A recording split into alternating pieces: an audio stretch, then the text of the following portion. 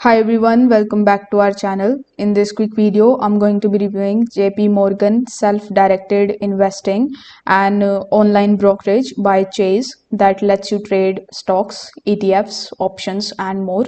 But before we dive in, you can just check out the link in the description to explore JP Morgan's investing platform and see if it is right for you. So first we need to understand what is JP Morgan self-directed investing. So this is basically an online brokerage platform for commission-free stock and ETF trading that is designed for both beginners and experienced investors. It integrates seamlessly with Chase bank accounts, making it very easy to manage your finances and your investments all in one place. Now, the first pro about this particular platform is that it will provide you zero commission. So there is no fees for stocks, ETFs and options. You have to pay zero commission on trading.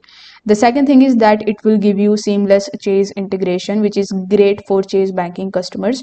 The interface is also user friendly. You will get simple dashboard for managing your investments, and there is no account minimums, meaning you can start investing with any of the amounts that you have in your account for investing.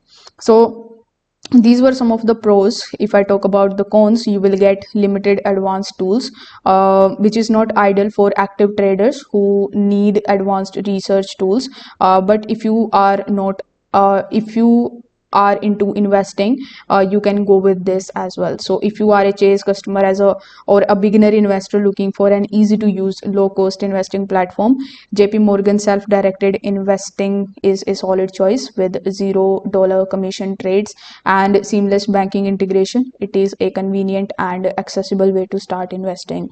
So again, if you want to check it out, you can use the link in the description and open your account today. If this video helps you out, don't forget to like the video and subscribe to the channel. Thank you so much for watching.